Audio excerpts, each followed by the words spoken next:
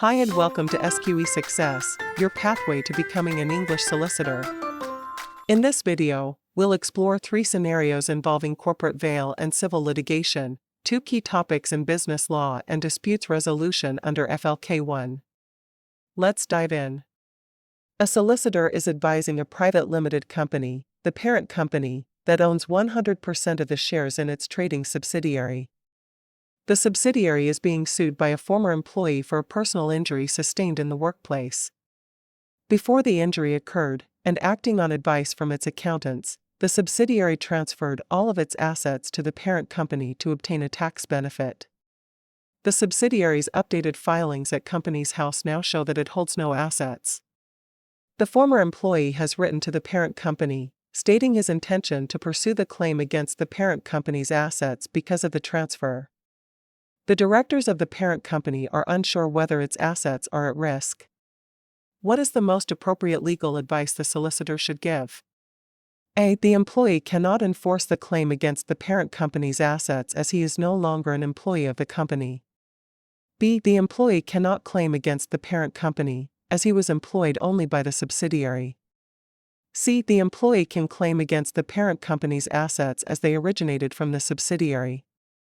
D. The employee may not be able to claim against the parent company's assets because the asset transfer had a legitimate tax purpose.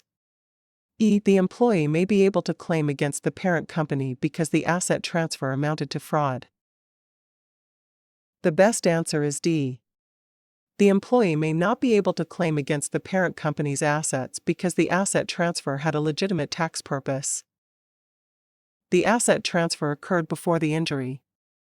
It was made on the advice of accountants, suggesting a legitimate commercial purpose, tax efficiency, not an attempt to avoid a known or anticipated liability. Under Prest and Petrodel Resources, 2013, the corporate veil may only be pierced where the company structure was used to evade existing legal obligations or commit fraud. Since no legal obligation had arisen at the time of the transfer, and there is no evidence of dishonest intent, the courts are unlikely to pierce the veil.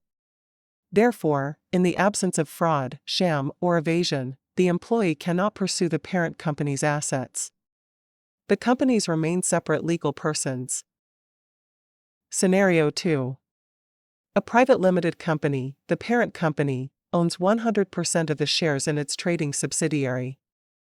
A former employee is bringing a claim against the subsidiary for personal injury sustained in the workplace. The injury occurred before the subsidiary was dissolved during a recent group restructuring. The former employee is now asking whom he can claim against for the injury. What is the legal position? A. The employee can claim directly against the parent company because it owned the subsidiary. B. The employee can no longer bring a claim, as the subsidiary no longer exists. C. The employee may apply to restore the dissolved subsidiary to the register in order to pursue the claim. D. The employee can claim against the directors of the parent company personally. E. The employee can enforce the claim against any company in the group, as they all benefited from the restructuring. The best answer is C. The employee may apply to restore the dissolved subsidiary to the register in order to pursue the claim. Under Section 1029 of the Companies Act 2006, a person with a potential legal claim against a dissolved company may apply to restore the company to the register. This includes former employees seeking to bring a personal injury claim. The claim must relate to a liability that existed before the company was dissolved. If successful, restoration places the company in the position it was in as if it had never been dissolved, allowing the claim to proceed. In this scenario, the injury happened before dissolution, so the employee has standing to apply for restoration. The claim must be brought against the subsidiary itself, not the parent or its directors, unless very exceptional veil-piercing circumstances apply, which are not indicated here. Scenario 3. A private limited company, the parent company, owned 100% of the shares in its trading subsidiary. A former employee sustained a workplace injury while employed by the subsidiary. After the injury occurred, the subsidiary was dissolved as part of a group restructuring. The employee now wishes to bring a personal injury claim against the dissolved subsidiary. By when must the employee bring the claim in order to comply with the legal time limit? A. Within 1 year of the injury. B. Within 3 years of the date of the injury. C. Within 3 years of the date of dissolution. D. Within 6 years of the date of the injury. E. Within 6 years of the date of dissolution. The best answer is B. Within 3 years of the date of the injury.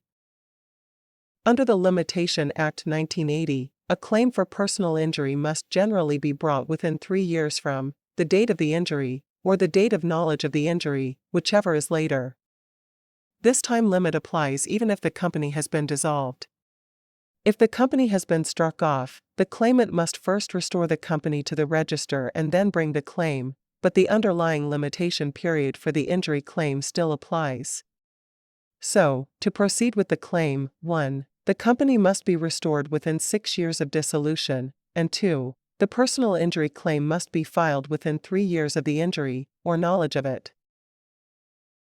This table highlights 3 key principles relevant to personal injury claims involving dissolved companies or corporate groups. First, if a subsidiary transfers its assets to a parent company before any liability arises and for a legitimate purpose, the courts are unlikely to pierce the corporate veil. Second, if a subsidiary is dissolved after the injury, a former employee can still bring a claim by applying to restore the company to the register. Third, the limitation period for a personal injury claim remains 3 years from the date of injury or knowledge, even if the company has been dissolved. Have you noticed how a slight change of fact can affect the legal outcome? That's exactly the skill the SQE tests, and mastering it is key to exam success.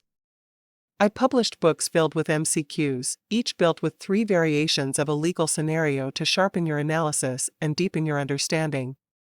It is a must-read to pass SQE1. Turn your ambition into qualification. Begin your SQE journey to become an English solicitor.